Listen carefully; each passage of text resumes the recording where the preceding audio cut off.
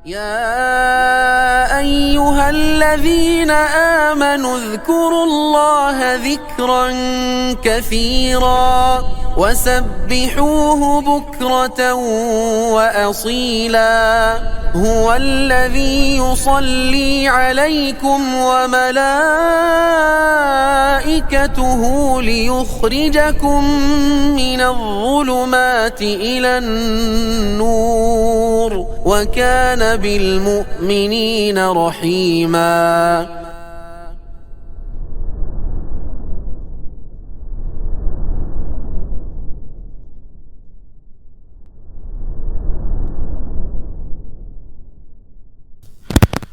Assalamualaikum warahmatullahi wabarakatuh.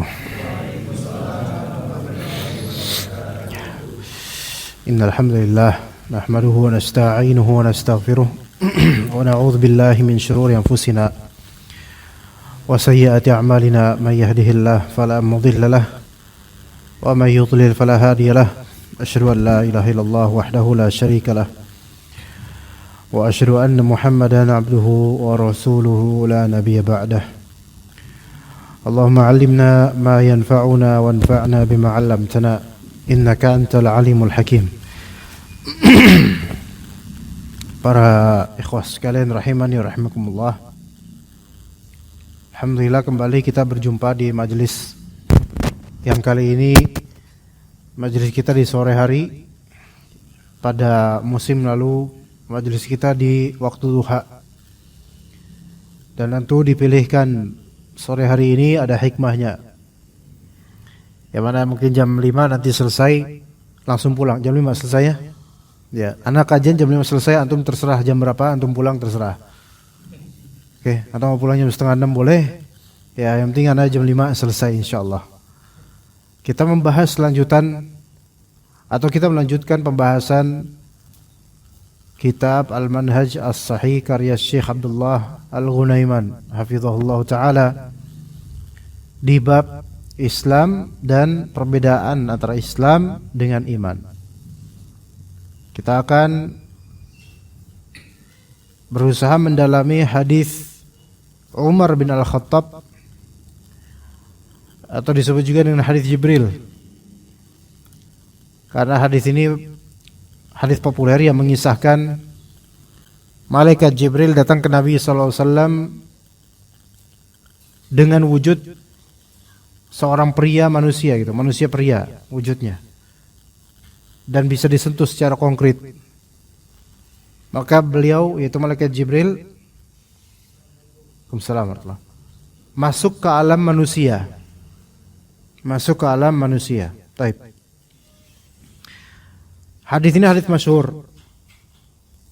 Yang pernah baca Arba'in Nawawiyah pasti pernah dengar hadis ini. Hadis yang malaikat Jibril bertanya tentang apa itu Islam, apa itu iman, apa itu ihsan, dan kapan hari kiamat serta apa tanda-tandanya. Kata Ibnu Umar radhiyallahu anhu beliau berkata, bapakku yaitu Umar bin Al-Khattab menceritakan kepadaku, berkata Umar bin Al-Khattab, bainama nahnu 'inda Rasulillah sallallahu alaihi wasallam dzata yaumin idh tala'a 'alaina rajulun shadidu bayadhi thiyab. Ketika kita lagi duduk bareng dengan Rasulullah SAW suatu hari, dzata yaumin, one day, suatu hari. Idh tala'a 'alaina rajulun shadidu bayadhi thiyabi shadidu sawadi sya'ri. Tiba-tiba adalah muncul kemudian seseorang muncul mendekati kita dan saat itu kondisi orang ini syadidu bayadhi thiyab, sangat putih pakaiannya.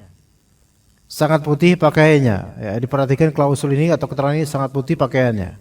Syadidu sawadi sya'ri, sangat hitam rambutnya. Rambutnya hitam banget dan bajunya putih banget. La yura atharus safar. Keterangan yang ketiga, tidak tampak pada orang ini bekas safar. rambutnya hitam banget, bajunya putih banget, dan nggak kelihatan habis safar gitu loh. Wala ya'rifuhu minna ahad. Dan orang ini nggak ada yang kita nggak ada yang kenal orang ini. Lihat di sini ada 4 keterangan. Kategorikan keterangan kedua yang pertama dan kemudian keterangan kedua yang terakhir. Mas bro, dibuka pecinya mas bro. Pecinya, topinya. Nah gitu. Antum yang biasa jaga parkiran bukan? Yang biasa parkir siapa? Kok nggak parkir itu? Kapan malam parkirnya? Di sini 2 yang pertama apa? Rambutnya hitam banget. Ini ada blonde hair di sini, ada rambut pirang, masya Allah, bule ya. Jawa metal.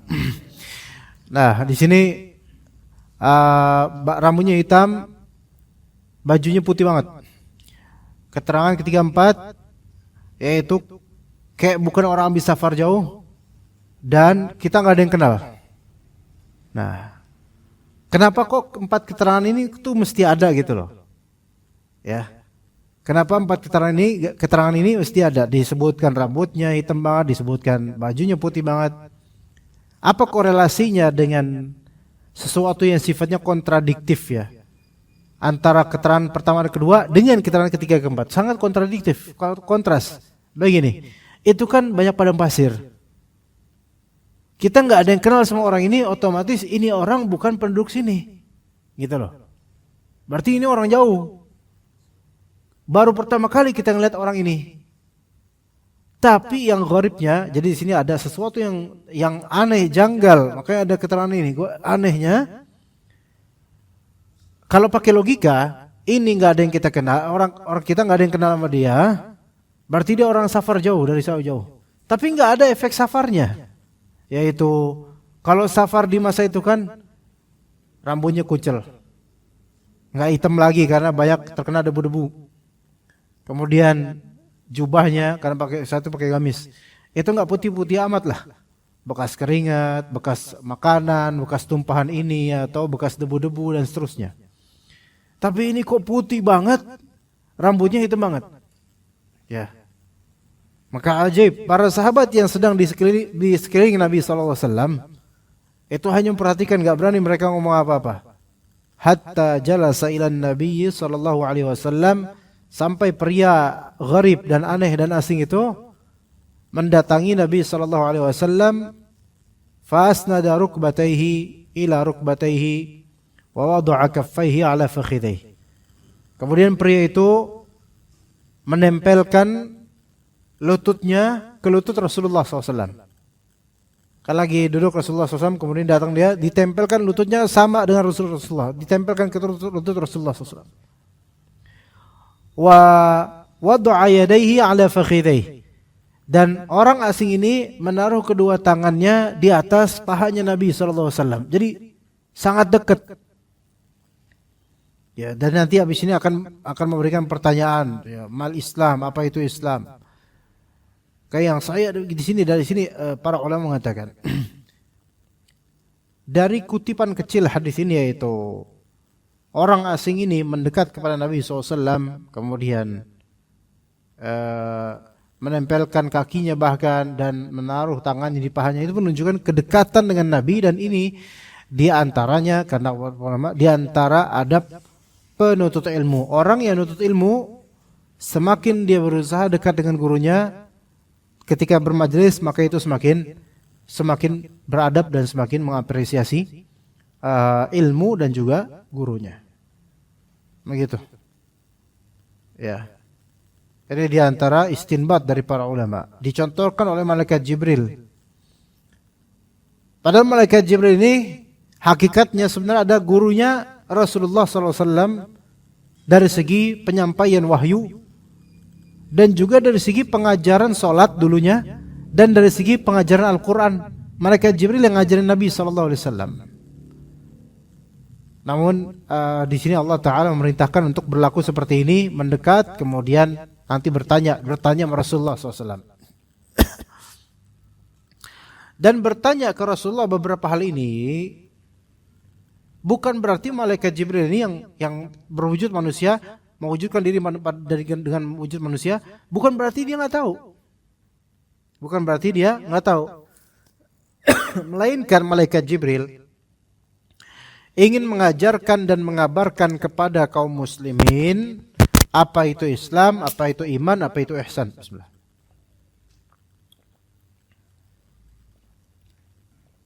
Namun dengan metode bertanya yang kemudian jawabannya didengar oleh orang-orang.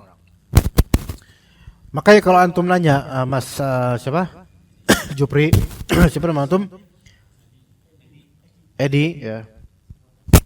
Kalau antum nanya Bro Edi, sebenarnya antum dapat pahala mengalir karena teman-teman juga mendapatkan jawaban dan mendapatkan ilmu. Kalau antum niatkan untuk mengajarkan mereka gitu. Begitu. Jadi pertama pahala antum lebih banyak karena antum pionir untuk pertanyaan. Sehingga orang pada ikut untuk melakukan kebaikan. Kedua, mungkin pahala antum jadi lebih banyak karena apa? Karena antum suka dibully, jadi pahalanya banyak. Bismillah.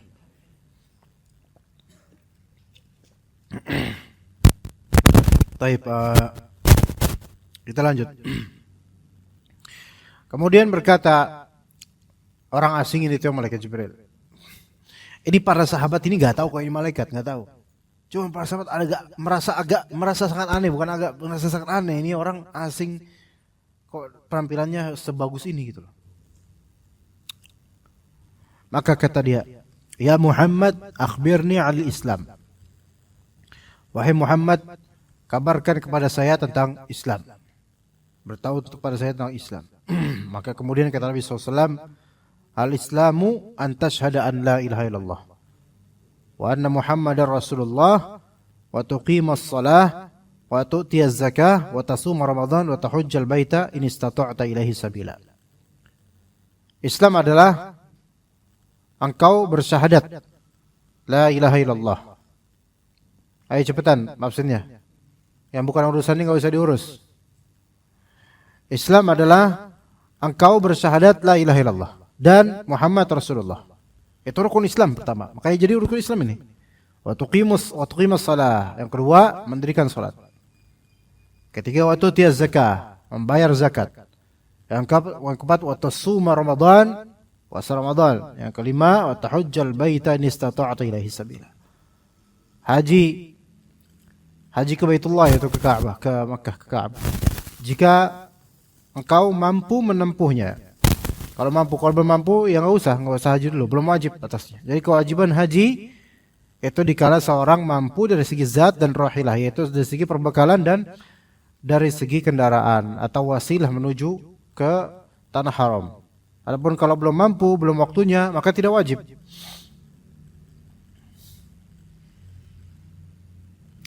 Nah, inilah Islam. Dan ini rata-rata amalan zahir, bersyahadat didengar oleh orang. Salat dilihat oleh orang. Zakat diketahui oleh orang. Puasa Ramadan itu juga orang-orang pada tahu kalau lo lagi puasa, udah tahu semua. Karena Ramadan. Enggak. Coba kalau kita pas kemarin Ramadan ngelihat orang-orang muslim gitu lewat di siang hari, antum tahu enggak dia lagi puasa? Iya, karena kan lagi Ramadan. Tapi kalau antum lagi Ramadan siang hari terus antum sidak di warkop, ternyata lagi pada makan mie sama ngopi, terus lagi puasa Pak, antum Pak nanya gitu nggak kira-kira? Nggak bakal nanya itu lah, jelas-jelas lagi iftarnya zuhur kayak bocil, ya kan?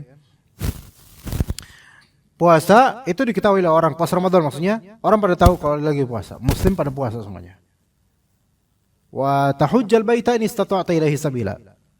Haji itu juga sesuatu yang zahir, tampak. Apalagi pada Arafah, berkumpul semua orang ketika itu. Semua haji, semua orang yang haji. Nah, amalan-amalan zahir ini, kalau cuma zahir doang, maka dia baru sampai Islam dan belum ikhlas. Kalau dia mau betul-betul pakai iman, maka dia wajib ikhlas.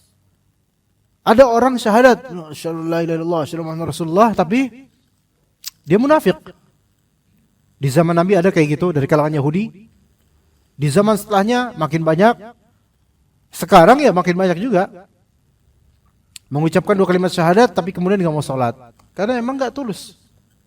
Walaupun ya nggak semuanya, ada beberapa orang kayak gini, nggak semuanya. Kemudian mendirikan sholat wajib ikhlas. Mendirikan sholat wajib ikhlas. Jangan sampai sholat itu karena manusia atau karena rezeki semata. Melainkan sholat itu kewajiban yang wajib dia tunaikan dan dia wajib lebih lebih memilih ridha Allah dan pahalanya. Membayar zakat juga harus ikhlas. Bayar zakat kudu ikhlas. Baik zakat fitr atau zakat mal. Zakat fitr kapan ikhwan? Pas mau lebaran kan? Ya. Antum masih ada enggak yang zakat fitrahnya dibayarin mak antum, masih ada enggak di sini? Antum bayar sendiri atau enggak? Iyalah, udah pada gaji masa bayar mak gimana? Harusnya antum yang bayarin keluarga gitu ya. Sendiri tok. Keluarga enggak dibayarin sama antum, Mbak? Sendiri-sendiri. Oke. Karena antum masih sendiri? Oh iya, nanti kalau udah punya istri sendiri-sendiri juga. Udah. Alhamdulillah ya Allah. Alhamdulillah enggak diundang, benar-benar subhanallah. Enggak diundang, ngasih tahu pun enggak, subhanallah. Udah berapa lama? Aduh. Gimana honeymoonnya? Honeymoon gimana? Belum, masih bulan matahari berarti sekarang ya, belum bulan madu. Oh iya, masya Allah. Barakallahu laka wa baraka alaika wa jam'a bainakum fi khair. Teman-teman ada yang datang nggak? Ya, datang mereka. Datang karena diundang atau datang inisiatif sendiri? Jangan-jangan antum nggak undang juga? Alhamdulillah. Di mana di Kebumen, masya Allah. Kebumen dekat Gombong. Dekat pantainya atau enggak? Dekat kotanya berarti, di kotanya. Oke, masya Allah. Antum di sini orang mana? Enggak, antum Kebumen dah. Zaujah istri Kebumen juga. Ya. Masya Allah ya. Udah mulai pede dia. Udah mulai pede. Kadang-kadang kalau agak pede sedikit agak kurang ajar sedikit. Masya Allah, alhamdulillah. Ya. Sempat ngundang Nyi Roro Kidul nggak? Kan dekat pantai selatan itu. Oke. Alhamdulillah. Langsung pecah konsentrasi anak ini. Alhamdulillah. Anak bahagia dengan antum menikah. Sehingga ya mudah-mudahan istiqomah, mudah-mudahan menjadi keluarga sakinah mawaddah warahmah. Terus istri sekarang di Kebumen atau di Depok? Pas di Kebumen nyusul 1 bulan setelah. Insyaallah ya. Sempat ketemu enggak sama istri atau langsung pisah? Alhamdulillah.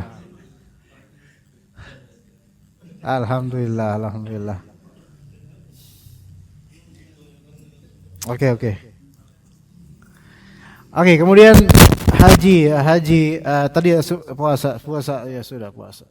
Zakat fitr dan zakat mal harus ikhlas. Puasa Ramadan juga harus ikhlas. Ya mau apa? Mau riya gimana puasa Ramadan? Mau semua orang juga puasa, dia mau pamer apa? Saya puasa loh. Semua orang juga puasa. Ya kan? Tapi ini nih haji dan yang serupa dengannya itu haji asghar, yang serupa dengannya itu umrah. Itu harus ikhlas. Dan ini dari mungkin Allah alam ya, dari semua rukun Islam ini yang paling sulit ikhlasnya itu bagian haji dan umrah. Paling sulit ikhlasnya bagian haji dan umrah. Salat iya susah ikhlas dalam salat, tapi kalau antum enggak mikirin siapa-siapa, salat istiqomah aja, salat kebiasaan, udah salat biasa aja.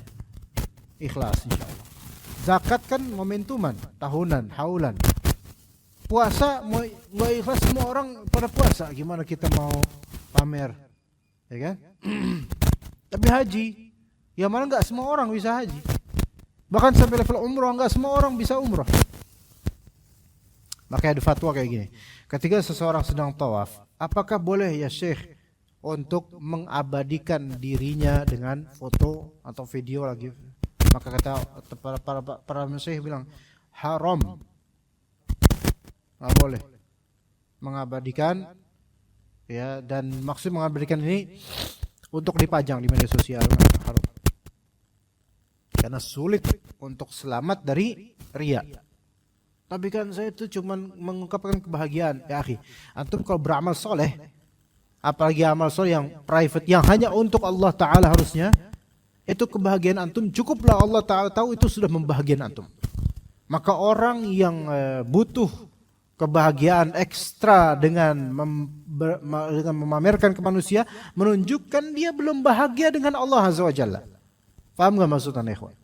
Antum kalau misalnya merasa Allah Ta'ala sudah cukup buat antum, sudah membahagiakan antum, antum gak perlu lagi ekstra. Tapi ketika antum harus menumpahkan ke orang lain, ke makhluk lain untuk antum tampakkan, antum tampilkan, berarti di hadapan Allah Ta'ala antum belum bahagia sebenarnya. Dan itu true. Banyak dari orang belum bahagia kalau belum selfie, belum bahagia kalau belum diliput kamera. Kalau ini kan buat maslahat, ya, live streaming buat didengar sama orang, antum bisa dengar rekamannya. Seandainya bukan karena itu, nggak usah pakai rekaman gini. Kemudian orang yang terbiasa ikhlas itu paling susah riya. Sebaliknya, orang yang terbiasa riya, dia paling susah untuk ikhlas. Karena dua ini adalah kubu yang berseberangan seperti timur dan barat. Sulit untuk menyatu, bahkan bisa saling membatalkan satu sama lain. Ya begitu. Maka hati-hati di sini. Kalau misalnya haji atau umrah, backpacking sendiri, kemudian dia jalan dari Jawa Tengah menuju ke Mekah, jalan bro, atau naik sepeda, atau naik apa terserah. Ya, ada yang jalan, terus pakai kardus atau apa gitu. Persiapan umroh, itu belum sampai Mekah udah pamer duluan, udah hancur duluan amalannya. Pertama hancur amalannya itu karena apa? Menampakkan dan seperti gimana dia bisa ikhlas. Kedua, kalau dia nggak mampu pesawatnya, biaya travelnya dan seterusnya, ya nggak wajib atas dia untuk haji atau umrah, nggak wajib. Bahkan umrah nggak wajib atasnya. Yang wajib atasnya ikhlas ketika dia mampu. Lah ini nggak mampu, ya udah nggak usah melakukan itu sampai jalan jauh-jauh, kemudian orang pada ngeliatin, anak-anak pada ngeliatin, orang dari antar kota ngeliatin. Ini sebenarnya pengemis, tapi dengan atas nama umrah atau ibadah. Nggak seperti ini. Nggak ada contohnya juga kalau kayak gini. Ya, bahkan bisa berdosa di beberapa poin dosanya, bisa dosa riya, bisa dosa nggak ikhlas. Kemudian bisa dosa pamer amalan, bisa juga dosa minta-minta, dan juga bisa dapat dosa karena membebani diri dan menyakitinya, padahal Allah Ta'ala belum mewajibkannya, atau Allah Ta'ala memudahkan wasilah menujunya, tapi dia pilih hal yang menyiksanya. Anak kasih contoh ikhwan. Dari Jatisari Bekasi kemari, dipotong sama sholat asar ya tadi ya, itu kisaran 1 jam 10 atau 15 menit. Makanya tadi Anda berangkat jam 3, tapi karena ada sholat asar, maka kena di korting sedikit lah gitu. Ya, atau ditambah sedikit, 1 jam 15 menit. Type. Itu kalau naik motor. Kemudian Anda pengen mungkin tawadhu atau apa, akhirnya Anda jalan kaki. Dari Jatisari kemari jalan kaki. Berapa kilo Anda pengen hitung juga? Belum tahu juga Anda coba Anda hitungnya.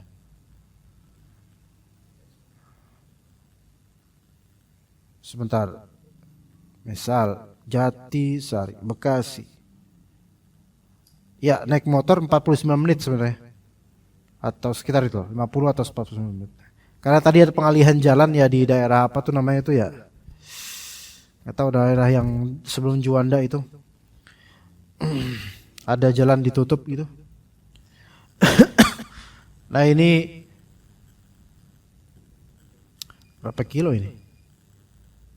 Kok Kok nggak dikiloin sama dia? 19 km atau 20 lah, anggap 20. 20 km. Type. Jalan kaki 4 jam sehari. 4 jam sehari. 4 hour. 4 jam 1 menit, 4 jam. Oke, 4 jam. Berarti ana harus dari zuhur. Mulai jalan start zuhur. Bahkan harusnya sebelum zuhur karena nanti kepotong dengan makan siang. Sampai sini kira-kira udah gempor, kemudian tepar, keringetan, bau lagi kemudian. Udah nggak enak badan, udah moodnya nggak enak moodnya dah. Antum udah pada ngumpul duluan, udah datang dengan muka yang berpeluh. Masuk, Sat, nggak pakai naik motor, Sat? Enggak, rusak, Sat? Enggak, ada di rumah motornya. Kok nggak dipakai? Enggak ada, pengen zuhud aja, zuhud. Ya, anak pengen hidup sederhana. Nah, nanti pulang jam 5 nih. Enggak, anak habis ini kajian nanti maghrib di Lenteng Agung, LA. Ya, daerah kali Lenteng Agung, bukan California. Ya. Nah, jalan ke sana kira-kira berapa? Mungkin 4 jam juga itu. Lewat Margonda kan? Ya, lewat Margonda. Udah gitu bener-bener anak lewatin apa? Putarannya tuh yang di UI. Masya Allah, rajin banget dah. Ya, rajin. Padahal kan bisa lurus doang itu. Tapi karena nyari masalah sampai situ. Ya, kira-kira jam 5 berangkat. Nanti habis kajian anak nggak mau makan-makan. Jadwalnya ketat. Karena nanti maghrib ada kajian di Lenteng Agung. Naik motor, Sat. Gokar. Enggak. Gosen. GoFood. Gojek. GoRide. Afwan enggak. Terus apa? By walk. Ya, gitu. Apa arti by walk? Jalan kaki. Berapa jam? 4 jam. Sampai jam 9 malam udah tutup masjidnya. Pertanyaannya, kira-kira ada dosa enggak? Antum jangan usah gak bisa, Sat, bikin dosa apa enggak, karena Anda bukan Tuhan. Bukan masalah itunya.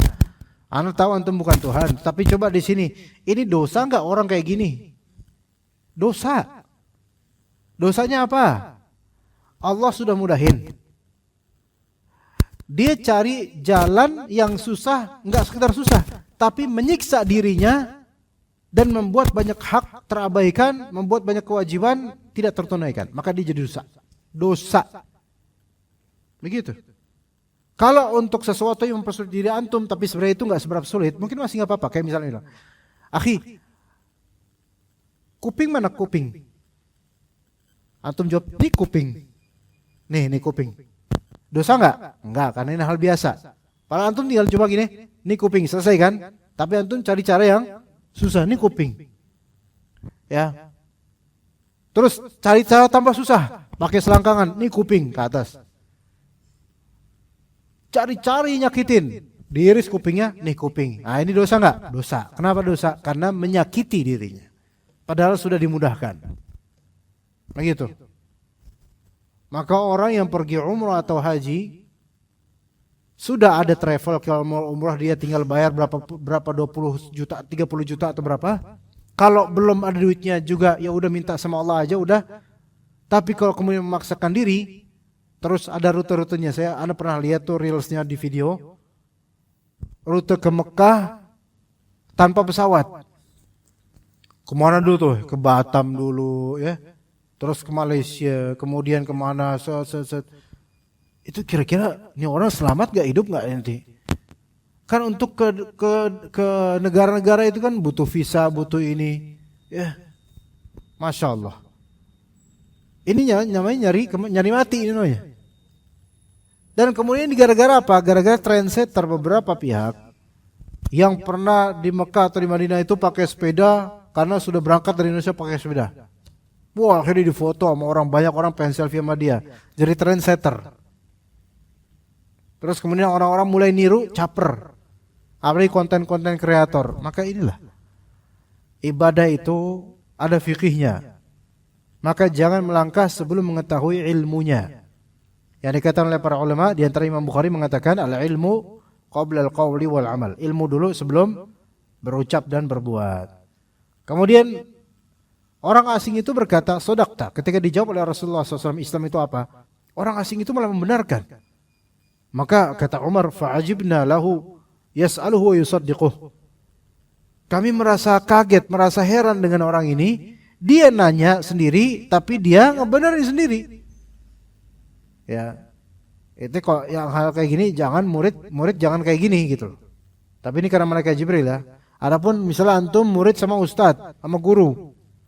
Pak Ustadz, nanya Pak Ustadz, fadal. Apa hukumnya ini Ustadz?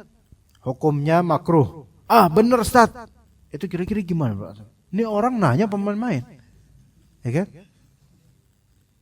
Coba antum kayak gitu coba sekarang. Ayo sok, coba ayo.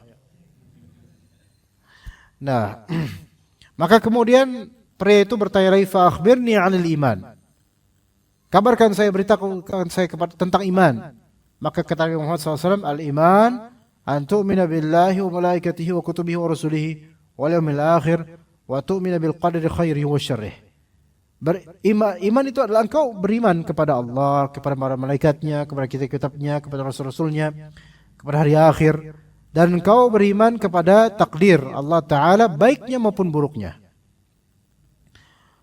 Kemudian orang asing itu bilang lagi, "Sadaqta." Kamu benar, begitu lagi.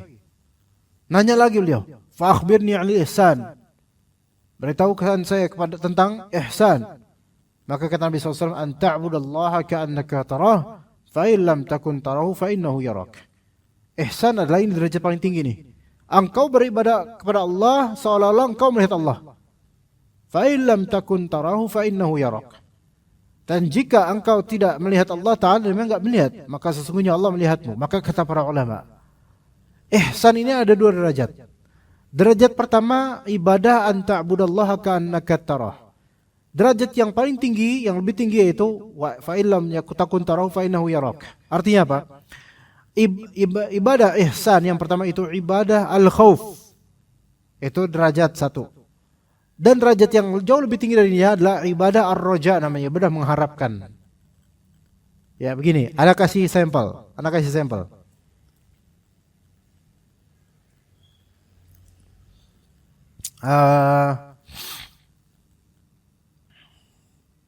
Kalau misalnya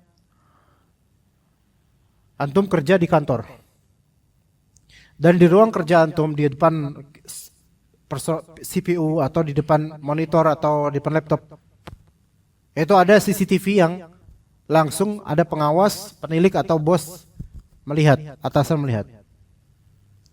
Maka kira-kira antum akan betul-betul berupaya untuk memperagakan yang terbaik nggak? Ya pasti gitu. Performa antum pasti karena you've been watched. Kamu selama ini dilihat, dipantau. Oke? Itu kira-kira bagus nggak kinerjanya? Insya Allah bagus. Jadi ini khauf, ada rasa takut karena apa? Diawasi, merasa diawasi. Ngeliat ada CCTV, gitu loh. Baik. Sekarang ada orang. Ya ada orang. Dia kerja dan dia nggak peduli ada CCTV atau nggak ada CCTV. Dia kerja dengan pekerjaan, dengan performa yang terbaik agar dia mendapatkan ganjaran fee yang sempurna dan juga dia mendapatkan pahala. Dia pilih mana yang lebih baik, mana yang lebih afdol tingkatannya. Yang tadi pertama atau yang kedua? Pertama atau kedua? Pertama itu dia tahu ada CCTV atau dia tahu ada bos di situ. Makanya dia performanya bagus. Yang kedua, dia nggak mikirin ada CCTV kayak ada bos kayak nggak ada. Yang penting saya kerja sesuai dengan SOP. Kira-kira mana yang kualitinya lebih bagus? Pertama apa kedua? Kedua. Kenapa yang kedua? Bukan yang pertama yang lebih bagus. Karena yang pertama memberikan performa karena takut. Adapun yang kedua memberikan performa karena berharap. Gimana? Paham gak ikhwan? Antum dulu ketika disuruh sama orang tua antum, karena apa? Karena ngarepin kembalian supaya bisa jajan atau karena takut diomelin? Beda antara orang yang berbuat karena takut diomelin atau takut dapat dosa dengan orang yang berbuat karena mengejar sesuatu target, yaitu pahala atau fee atau gaji dan seterusnya. Nah, ihsan begitu. Ihsan ada 2 tingkatan. Dua-duanya bagus. Ada orang sholat subuh karena dia tahu kalau gue nggak sholat subuh, wah bakal dimurkai nanti sama Allah. Hari saya nggak bakal berkah. Bagus nggak? Ya bagus, bagus. Tapi ada orang sholat subuh karena dia ngejar pahala. Mana yang kira-kira lebih rajin? Mana yang kira-kira lebih nomor pertama, nomor lebih diligent? Yang kedua. Karena dia ada target untuk ngejar, karena dia ada harapan, bukan semata-mata karena takut dihukum doang. Antum terlambat, kayak tadi terlambat 10 menit ya, tapi karena ini faktor jalan. Atau terlambat misalnya. Ya. Tapi antum berusaha nggak terlambat. Kenapa? Karena sudah ada di sini pakai kartu nggak? Pakai kartu nggak? Online ada. Karena semua telah disetting untuk diketahui terlambat apa enggak. Antum cepet-cepet gitu. Karena apa? Karena takut nanti dipotong gajinya. Berarti antum berperforma tidak mau terlambat, tepat waktu. Karena apa? Karena ada rasa takut gitu. Tapi ketika antum memberikan performa atau tidak terlambat, tepat waktu, karena antum mengejar target, dikatakan oleh perusahaan bahwa siapa yang dalam waktu 6 bulan tidak pernah terlambat, maka dia akan dipromosikan. Kira-kira mana yang lebih berkualitas nantinya? Yang punya harapan dan target. Begitu juga kalau misalnya kita beramal karena mengharapkan wajah Allah, mengharapkan pahala Allah, mengharapkan ridha Allah, maka dengan target seperti itu akan lebih berkualitas. Taib, insyaallah akan kita lanjutkan materinya tentang hari kiamat dan tanda-tandanya pada pertemuan berikutnya insyaallah taala. Mas Januar, kira-kira kalau pekan 5 atau pekan kedua nanti? Iya, maksudnya ini kan Rabu depan ada pekan kelima. Itu kira-kira pekan kelima apa enggak gitu. Karena kemarin kan ini kan aslinya kajian ini pekan kemarin. 3, 5, nah pekan depan tuh gimana gitu loh. Nanti. Atau belum diputusin? Belum diputusin kan? Belum. Jangan, bahkan baru nikah masa diputusin, jangan, enggak boleh. Jangan. Oh, enggak nyambung bukan dia ya. Oke. Ya begitu, nanti kita lihat nanti insyaallah taala. Ada pertanyaan ikhwan? Fadhal.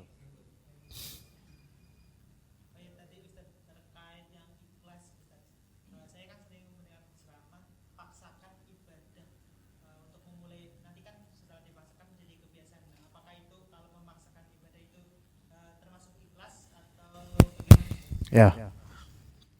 Bismillah. Memaksakan untuk ibadah itu adalah kalimat yang bersayap, bukan satu makna. Apa maksud dari memaksakan untuk beribadah? Kalau paksakanlah untuk beribadah, yaitu memforsir diri untuk melawan hawa nafsu sehingga bisa menunaikan ibadah itu, maka iya, itu bagus. Tapi kalau misal dia memaksakan ibadah di sini adalah melakukan sesuatu di luar kemampuan antum, atau melakukan suatu amalan secara berlebihan, atau menjadikan diri antum tersiksa dengan amalan tersebut, maka ini haram. Pertanyaan apa tadi? Ayah, pertanyaannya apa?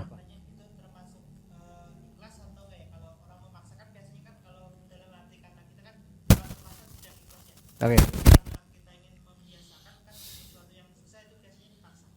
Ya, kembali ke yang tadi. Memaksakan diri yang benar, memaksakan ibadah yang benar, kalau itu yang benar, itu ikhlas atau enggak ya? Ada 2 kemungkinan, bisa ikhlas, bisa enggak. Kalau dia lakukan itu karena mengharapkan pahala dari Allah Azza wa Jalla, maka dia ikhlas. Tapi kalau dia masih mangkel, kesel dan seterusnya, kenapa ya harus dipaksain gini, kenapa harus saya disuruh gini, maka dia belum ikhlas.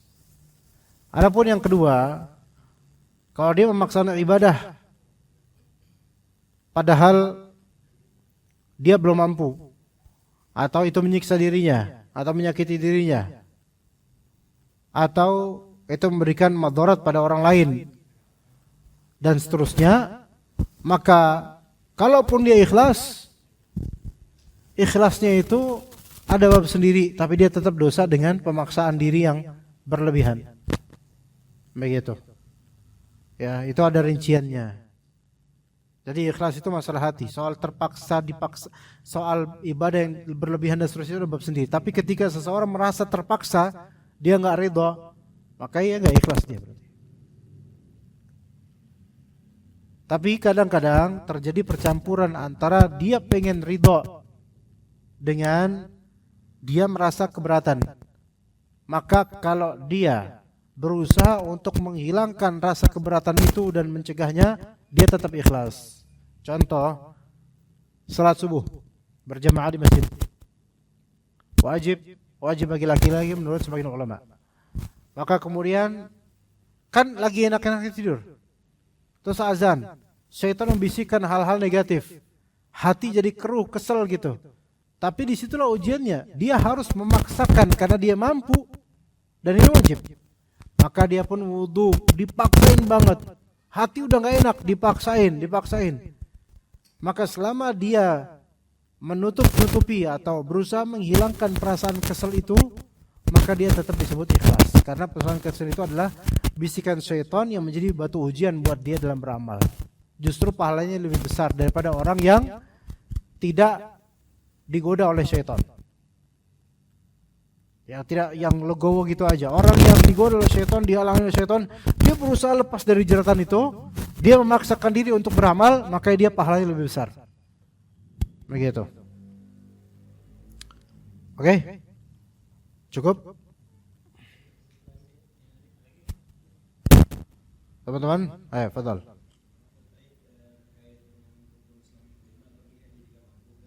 Ya.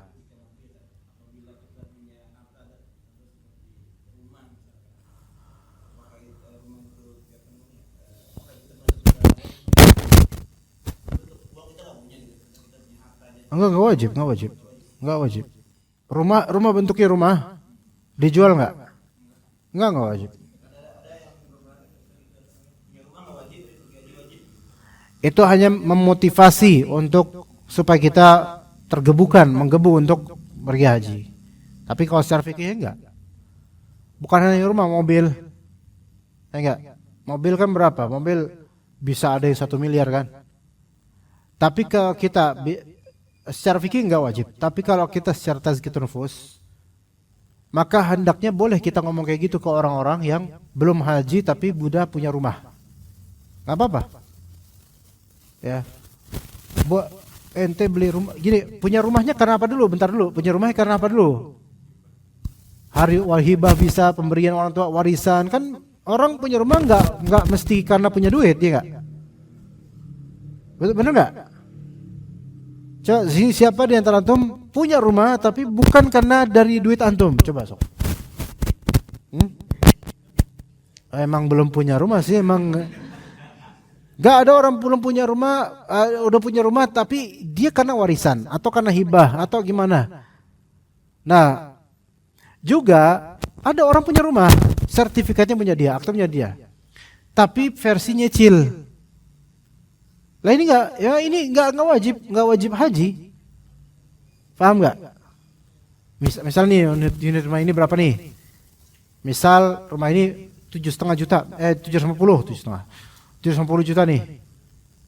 Dulu nyicil DP pertama misalnya 20 juta. Terus per bulan berapa? 3 juta atau berapa gitu. Ya enggak wajib haji aslinya. Cuman orang-orang yang memang sudah punya akte atau sertifikat tanah atau rumah ini udah berapa tahun dipertanyakan, antum giliran punya rumah antum bisa untuk nabung Tapi giliran untuk nabung haji, antum enggak nabung-nabung, paham enggak di sini? Kan rumah kan rata-rata orang sekarang nyicil kan? Jarang yang langsung brong gitu 1 miliar, jarang. Nyicil dulu, DP berapa? Ntar cicil per bulan berapa? Sekarang kita tanya, kalau nyicil buat haji, minimal kalau di bank kisaran 25 juta untuk DP pertama gitu. Nanti sisanya Anda nggak tahu berapa, mas beda-beda bank ya. Tergantung kemampuan antum. Tapi tabungan pertamanya 25 juta. Oke, antum punya uang 50 juta. Ya. Tapi antum nggak nge-DP itu. Padahal antum bisa, maka di sini antum dipertanyakan. Ya. Dipertanyakan, wallahu alam, seperti itu. Allah lebih tahu detailnya masing-masing orang, tapi perkataan dari ustadz yang seperti itu perkataan yang bagus. Untuk memberikan tanda tanya orang-orang yang punya harta tapi enggan untuk menabung haji. Adapun kalau dia udah menabung haji tapi masih 5 tahun lagi, ya enggak tercela karena dia udah nabung. Antum jangan sedih gitu lah, kok mukanya sedih gitu? Atau emang kayak gitu? Hah? Bawaan?